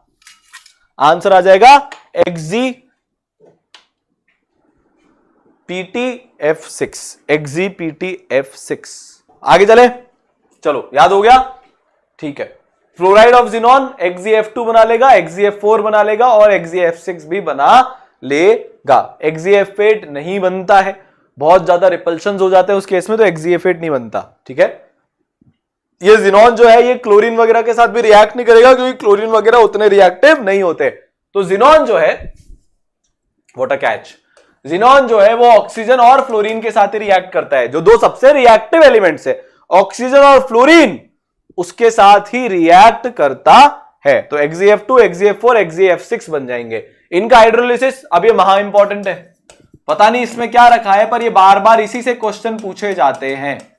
ठीक है, तो जब आप हाइड्रोलिसिस कराते हो, मतलब आप XZF2 का पानी के साथ रिएक्शन करवाओगे तो जिनॉन बनेगा। ये सब आपको रिएक्शन याद करने हैं, ये आपको सारे रिएक्शन याद करने हैं कि क्या प्रोडक्ट बनता है। आप समझ के प्रोडक्ट प्रिडिक्ट नहीं कर सकते, आपको याद ही करना पड़ेगा। वैसे कर सकते हो बट उतना आसान नहीं है यार। आप XZF2 से XZ क्यों बना, गॉड नोज, XZO भी तो बन सकता था। XZF4 से XZ भी बन रहा है, XZO3 भी बन रहा है, XZF6 से XZO3 बन रहा है। ये आपको रिएक्शंस याद करने हैं। ठीक है, आपको ये याद करने हैं, बिना याद करे काम नहीं होगा, बिना याद करे काम नहीं होगा, बिना याद करे काम नहीं होगा। आपको ये याद करने पड़ेंगे। बहुत बार क्वेश्चन आ चुके हैं, मैं प्रीवियस ईयर खोल के बैठा था सुबह, मेरे को यही क्वेश्चन दिख रहे थे। एक और चीज आपको बता देता हूं, XZO4 हाइड्रोलिसिस से प्रोड्यूस नहीं हो सकता है। ये जिनॉन और फ्लोरीन के कंपाउंड्स के हाइड्रोलिसिस इसको प्रोड्यूस नहीं कर सकता, इसको प्रोड्यूस नहीं कर सकता। मतलब ये जो XZO4 है ये जिनॉन और फ्लोरीन के कंपाउंड्स का और पानी के साथ उसके रिएक्शन का बच्चा नहीं हो सकता। XZO4 नहीं प्रोड्यूस होता, बाकी XZ हो जाता है, XZO3 हो जाता है। ठीक है, याद हो गए। आगे चले, चलो अगर हम पार्शियल हाइड्रोलिसिस कराते हैं XZF6 का तो XZO4 बन जाता है। अगर पार्शियल हाइड्रोलिसिस कराते हैं XZF6 का तो हमको क्या मिल जाता है, XZO4 और क्या मिल जाएगा, XZO2F2। तो यार आप कितना पानी ले रहे हो, आपने 1 मोल पानी लिया तो XZOF4 बनेगा, मतलब 2 फ्लोरीन रिप्लेस हो जाएंगे। 2 मोल पानी के लिए तो 4 फ्लोरीन रिप्लेस हो जाएंगे। ठीक है, या 2 फ्लोरीन रिप्लेस होंगे, XZO2F2 बन जाएगा। 4 फ्लोरीन, बेसिकली आप जितने ऑक्सीजन ले रहे हो, एक ऑक्सीजन 2 फ्लोरीन को रिप्लेस कर लेगा। एक ऑक्सीजन लिया 2 फ्लोरीन गए, एक ऑक्सीजन लिया 4 फ्लोरीन गए, XZO2F2 बन गया। तो इसकी ट्रिक क्या है, जितने ऑक्सीजन लिए उसका डबल फ्लोरीन गया, जितने ऑक्सीजन लिए उसका डबल फ्लोरीन गया, जितने ऑक्सीजन लिए, क्योंकि वो 2 बॉन्ड बनाएगा, फ्लोरीन 1 बॉन्ड बनाएगा, तो 2 फ्लोरीन हटेंगे तब 1 ऑक्सीजन चिपकेगा। ठीक है, SiO2 के साथ रिएक्शन करवाता है, फिर भारी इंपॉर्टेंट है, XZOF4 बनता है। ठीक है, अब क्या पूछा जाता है आपसे, SiO2 का रिएक्शन करवाया, जिनॉन का जो प्रोडक्ट बना उसका हाइब्रिडाइजेशन और शेप बता दो, तो ये XZ है। ठीक है, तो 5 तो सिग्मा बॉन्ड हो गए, 4 फ्लोरीन के साथ, 1 ऑक्सीजन के साथ, 1 लोन पेयर हो गया, तो हाइब्रिडाइजेशन हो गया sp3d2। ठीक है, तो यहां पे फ्लोरीन फ्लोरीन फ्लोरीन, नीचे फ्लोरीन, ऊपर लोन पेयर। तो ये क्या करेगा, इसको पुश करेगा, इसको पुश करेगा, ठीक है। अच्छा, और ये वायलेट कलर्ड की गैस होती है, SiF4 is a violet coloured gas. Similarly आप इनका आपस में रिएक्शन करवा लो तो ये बन जाएगी। सारे रिएक्शंस आपको याद करने, कोई और चॉइस नहीं है। जिनॉन फ्लोराइड ऑक्सीडाइज कर देते Cl- को Cl2 में और I- को I2 में, ठीक है। ये उतना इंपॉर्टेंट नहीं है, ऐसे ही टाइम पास इंफॉर्मेशन है। ये सारे आपको स्ट्रक्चर के हाइब्रिडाइजेशन और शेप निकालने आने चाहिए। इनको याद मत करना, केमिकल बॉन्डिंग में हमने सीख लिए थे, पर आपको निकालने आने चाहिए हैं। जिनॉन ऑक्सीजन कंपाउंड के भी निकालने आने चाहिए हैं, ठीक है, पक्का। अब हम आ गए हैं इस चैप्टर के लास्ट पार्ट पे, विच इज ऑक्सी एसिड्स, ठीक है। तो यार नेमिंग ऑफ ऑक्सी एसिड कैसे होती है भाई, 5 इसके हमारे को प्रीफिक्स वगैरह का ध्यान देने होता है। तो हम क्या करते हैं, पूरे एसिड के पार्ट को 3 पार्ट में डिवाइड कर लेते हैं। पहला पार्ट प्रीफिक्स, मतलब पहले आने वाला, इसलिए प्री, फिर रूट वर्ड, बीच का वर्ड, फिर सफिक्स, ठीक है। फिर क्या होता है, फिर होता है सफिक्स। 3 पार्ट होते हैं नेम के, एक होता है प्रीफिक्स, फिर होता है रूट वर्ड और फिर होता है सफिक्स, ठीक है। आगे चले तो जैसे सल्फ्यूरिक एसिड, इसमें कोई प्रीफिक्स नहीं है, तो जरूरी नहीं है कि यार सब में प्रीफिक्स हो ही सही, ठीक है। तो रूल 1 अगर हम सफिक्स के लिए देखें तो इक हम कब यूज करते हैं, जब सेंट्रल एटम की ऑक्सीडेशन स्टेट मैक्सिमम है, जैसे HNO3 नाइट्रोजन +5 में, क्या इससे ज्यादा रह सकता है, नहीं, तो इसका नाम क्या हो जाएगा, नाइट्रिक एसिड। अब HNO2 है मान लो, नाइट्रोजन +3 में है, ये आगे भी जा सकता है ना, एक आगे और जा सकता है, +5 और बना सकता है, तो नाम हो जाएगा नाइट्रस एसिड। क्लियर हुआ। तो जो हाईएस्ट ऑक्सीडेशन स्टेट में उसके आगे लगाएंगे इक, जो एक कम ऑक्सीडेशन स्टेट में हाईएस्ट है उसके आगे लगाएंगे अस। तो अब इसमें भी एक खतरा है, यहां पे भी डेंजर साइन लगा हुआ है।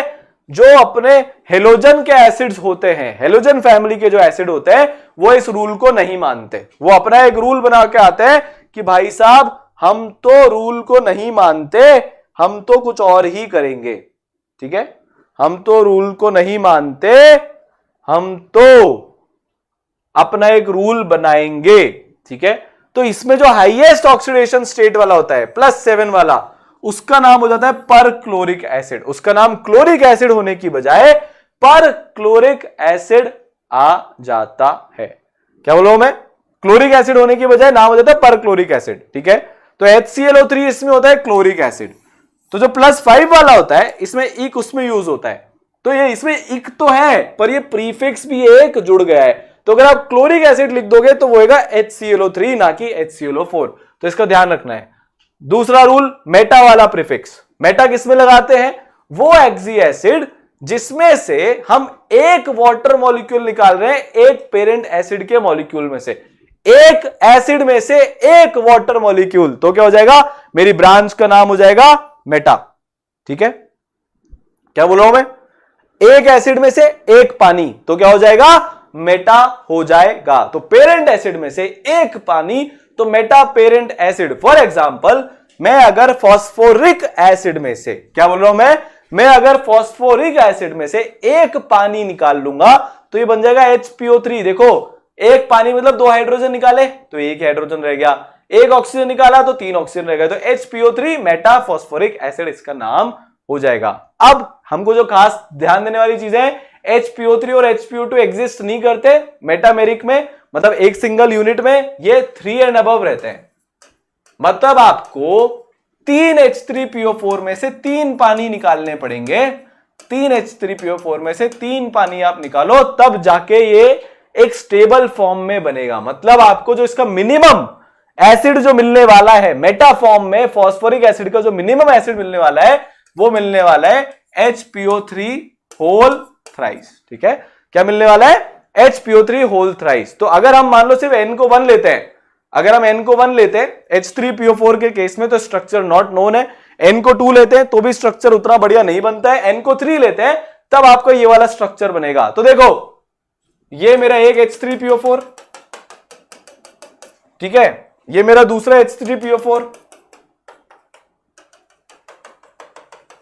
और ये मेरा तीसरा H3PO4, ये भी एक्चुअली H3PO4 का ही पार्ट है, ठीक है, अब हमने क्या किया, तीनों में से एक एक पानी निकाल दिया, तो यहां पे कौन सा लिंकेज बन जाएगा, पीओपी लिंकेज बन जाएगा। तो जनरली जो मेटा एसिड्स होते हैं, जो मेटा एसिड्स होते हैं उसमें पीओपी लिंकेज होता है, उसमें क्या होता है, पीओपी लिंकेज होता है। क्या होता है उसमें, पीओपी लिंकेज होता है। ठीक है, तो इनका नाम क्या हो जाएगा, ये हो जाएगा अपना, ये क्या था H3PO4, बताओ ये क्या था, फॉस्फोरिक एसिड, ये क्या हो जाएगा, मेटा फॉस्फोरिक एसिड, ये क्या हो जाएगा, मेटा फॉस्फोरिक एसिड हो जाएगा। तो जनरली जब हम मेटा फॉर्म बनाते हैं किसका, किसी भी एसिड का, तो उसका साइक्लिक स्ट्रक्चर आता है।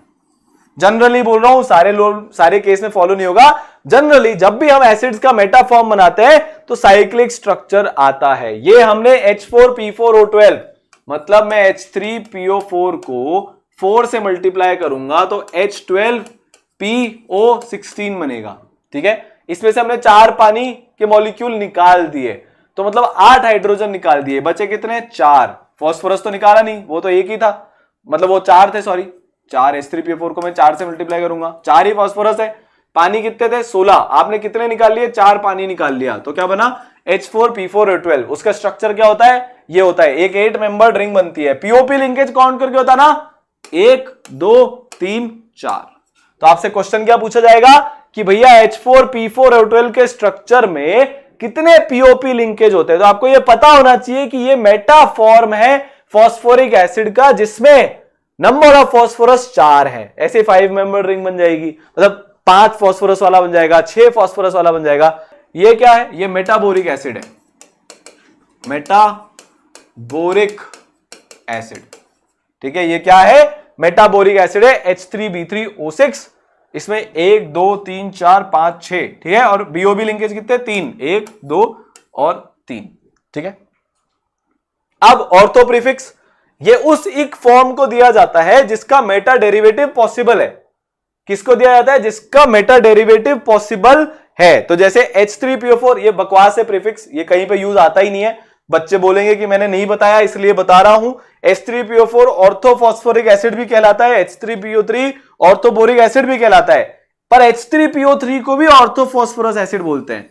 ये रूल किसके लिए बना है, सिर्फ और सिर्फ एक फॉर्म के लिए। पर H3PO3 जो अस फॉर्म है उसके लिए भी हम बोल देते हैं कि यार ये ऑर्थोफॉस्फोरस एसिड है, पर ये किसी काम का नहीं है, ये काम का है, ये इंपॉर्टेंट है, पायरो प्रीफिक्स इंपॉर्टेंट है। इसमें हम क्या करते हैं, इसमें हम एक वाटर का मॉलिक्यूल निकालते हैं, 2 मॉलिक्यूल में से पेरेंट एसिड के, मतलब मैंने 2 H2SO4 लिए, उसमें से एक पानी माइनस किया, तो देखो 4 हाइड्रोजन थे, 2 बच गए क्योंकि 2 निकाल दिए, यहां पे 2 सल्फर थे, दोनों के दोनों यहां है, 8 ऑक्सीजन थे, एक निकाला, तो क्या बना, H2S2O7, और ये होता है अपना ओलियम। ये क्या होता है अपना, ये होता है अपना ओलियम। ठीक है, सिमिलरली इसमें भी ऑक्सो लिंकेज होता है पायरो एसिड्स में, पायरो एसिड्स में भी एक ऑक्सो लिंकेज होता है, पीओपी लिंकेज आपको मिलेगा। ओलियम के केस में भी एसओएस लिंकेज आपको मिल जाएगा।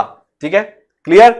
बट ये आपको याद करना है, अगर मैं फॉस्फोरस एसिड में से, फॉस्फोरस का सल्फ्यूरस एसिड, फॉस्फोरस की बात करें इतनी देर से, अगर मैं सल्फ्यूरस एसिड में से पायरोफॉर्म बनाता हूं, अगर मैं सल्फ्यूरस एसिड का मतलब 2 सल्फ्यूरस एसिड लेता हूं, मैं 2 सल्फ्यूरस एसिड लेता हूं, उसमें से एक पानी निकालता हूं, H2S2O5 बनेगा, उसका ये स्ट्रक्चर है। इसमें एसओएस लिंकेज कितने होते हैं, क्या बोल रहा हूं मैं, इसमें एसओएस लिंकेज कितने होते हैं, बहुत बार क्वेश्चन आ चुका है।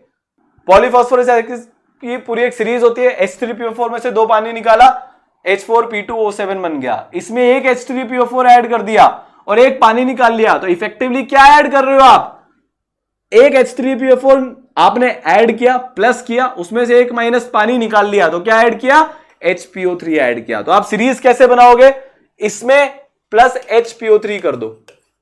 अगर आपको पॉलीफॉस्फोरिक एसिड की सीरीज बनानी है तो आप H3PO4 को पकड़ के उसमें HPO3 डाल दो, फिर H4P2O7 को पकड़ के HPO3 डाल दो, फिर यहां पे एक HPO3 डाल दो, ये बन गया, फिर यहां पे एक HPO3 डाल दो। नेक्स्ट एसिड की सीरीज बनती जा रही है और एक लीनियर स्ट्रक्चर होता है, ऐसा ये किसका स्ट्रक्चर है? H7P5O16, ठीक है। तो पीओपी लिंकेज इसमें है पर ये लीनियर स्ट्रक्चर है। तो मेटा में कैसा स्ट्रक्चर बनता है? मेटा में साइक्लिक स्ट्रक्चर बनता है, साइक्लिक स्ट्रक्चर बनता है। और पायरो में कैसा स्ट्रक्चर बनता है? लीनियर स्ट्रक्चर बनता है। पायरो में कैसा स्ट्रक्चर बनता है? लीनियर स्ट्रक्चर बनता है। HNO2 में से आपने 2 HNO2 में से पानी निकाला, नाइट्रस एनहाइड्राइड बन गया, ठीक है। सबको लगता है कि इसका स्ट्रक्चर ये सही होना चाहिए क्योंकि नेचर ने बोला है कि सिमेट्रिकल स्ट्रक्चर है, पर इसका जो सही स्ट्रक्चर होता है ये वाला होता है। ये भी याद कर लेना, यहां पे डेंजर साइन आना भूल गया, but this is also danger, ठीक है। ये भी डेंजर भाई है। यहां पे स्ट्रक्चर की मेन बात है। ये तो आप बना लोगे, आप पायरो नाइट्रस एसिड तो बना लोगे, नाइट्रस एनहाइड्राइड तो आप बना लोगे, पर उसका स्ट्रक्चर आपको याद करना पड़ेगा। पूछा क्या जाता है, वापिस से बोल रहा हूं, पूछा क्या जाता है इसमें यह पूछा जाता है कि total number of lone pairs और नाइट्रोजन। अगर ये स्ट्रक्चर बना के आओगे तो एक लोन पेयर और दूसरा lone pair, 2 lone pair answer दोगे। ये सही स्ट्रक्चर बनाओगे तो आंसर आएगा 1, क्योंकि इसका जो लोन पेयर है वो ऑक्सीजन के साथ गया है। या दूसरा क्वेश्चन क्या आता है? Number of NON linkage in nitrous anhydride.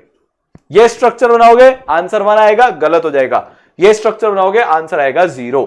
5वां होता है हाइपो प्रीफिक्स। अगर आप एक ऑक्सीजन का एटम हटाते हो, एक ऑक्सीजन का एटम अस फॉर्म में से किसी भी ऑक्सी एसिड के, तो वो कहलाता है हाइपो। वो क्या कहलाता है? हाइपो कहलाता है। तो H3PO3 में से एक ऑक्सीजन हटाया, H3PO2 बना। अब ये क्या हो जाता है? यहां पे देखो pH लिंकेज है तो ये रिडक्शन भी करा सकता है। जहां पे भी pH लिंकेज आ जाएगा वो रिडक्शन करा सकता है। तो ये क्या बन गया? Hypophosphorous acid. 2 HNO में से आपने क्या किया? एक ऑक्सीजन को H2N2O2 में से आप क्या करोगे? ये तो खैर कोई भी एक फॉर्म है, वो ज्योमेट्रिकल आइसोमेरिज्म शो कर सकते हैं, हमने ऑर्गेनिक में पढ़ा है, ऑक्साइम्स भी इनको बोला जाता है। तो जब भी आपका इस टाइप का कोई स्ट्रक्चर आए तो दोनों लोन पेयर सामने तो सिस और लोन पेयर अपोजिट तो ट्रांस। मतलब ये रूल से अलग हटके एक चीज बता रहा हूं कि अगर नाइट्रोजन का ऐसा वाला एसिड आ जाए तो फिर आपको ये याद रखना पड़ेगा कि वो ज्योमेट्रिकल आइसोमर बनाएगा तो नंबर ऑफ प्रोडक्ट बढ़ सकते हैं। हाइपोफॉस्फोरिक एसिड, यार सर आपने तो बोला था कि हाइपो जो है वो सिर्फ अस फॉर्म के लिए बनता है, पर फॉस्फोरिक एसिड के केस में वो एक फॉर्म के लिए भी बन जाता है। तो ये इसका डेंजर साइन है। ये किसका डेंजर साइन है? ये हाइपो का डेंजर साइन है कि यार फॉस्फोरिक एसिड के केस में भी हम हाइपो फॉर्म बना सकते हैं। तो ये क्या बन गया अपना? ये अपना बन गया हाइपो फॉस्फोरिक एसिड बन गया। 2 H3PO4 में से हमने एक H2O बाहर निकाला, H4P2O7 बढ़ा, उसमें से हमने पायरोफॉस्फोरिक एसिड में से हमने एक ऑक्सीजन को बाहर निकाल लिया तो बन गया हाइपोफॉस्फोरिक एसिड। तो ये रिएक्शन याद कर लेना, इसको याद करना है, ठीक है, क्लियर है। तो इस रिएक्शन को हमको क्या करना है? इस रिएक्शन को हमको याद करना है। पर प्रीफिक्स उस ऑक्सी एसिड में करते हैं जब हम एक फॉर्म में एक ऑक्सीजन जोड़ देते हैं। अगर आप एक फॉर्म में एक ऑक्सीजन और जोड़ रहे हो तो अगर आपने फॉस्फोरिक एसिड में एक ऑक्सीजन जोड़ दिया तो वो कहलाएगा पर फॉस्फोरिक एसिड। जैसे H2SO4 में हमने एक ऑक्सीजन जोड़ा H2SO5, ये बन गया पर सल्फ्यूरिक एसिड। तो इसमें क्या है? एक OO लिंकेज है। कौन सा लिंकेज है? एक OO लिंकेज है। तो ये जितने भी पर वाले होते हैं उनमें एक OO लिंकेज होता है, ठीक है। तो वो एसिड जो pH बॉन्ड को कंट्रेन करते हैं वो सब स्ट्रॉन्ग रिड्यूसिंग प्रॉपर्टी दिखाते हैं, वो मैंने आपको पहले ही बता दिया। कुछ एक एसिड का हीटिंग इफेक्ट है, इनको भी याद करना है। ये H3PO2 है, इसको आप हीट करोगे तो फॉस्फीन गैस बन जाएगा, ठीक है। तो ये हीटिंग इफेक्ट है। कुछ कुछ रिएजेंट, कुछ कुछ हमारे एसिड के, जैसे H3PO2 का हो गया, H3PO4 का हो गया। ग्राहम सॉल्ट कैसे बनता है, ओरिजिनेशन क्या है, एंडिंग क्या है, ये भी आपको याद करना पड़ेगा। तो यार इसी के साथ अपना जो पी ब्लॉक है, ठीक है, ग्रुप 15 से 18 वाला, वो हमने आज खत्म कर लिया है काफी जल्दी स्पीड में। 45 पेज का चैप्टर था यार एनसीईआरटी में। तो जैसा हम हमेशा बोलते हैं कि अपने पथ पर चलता जाऊंगा, चलने में माहिर बन जाऊंगा, या तो मंजिल मिल जाएगी या एक अच्छा मुसाफिर बन जाऊंगा, ठीक है।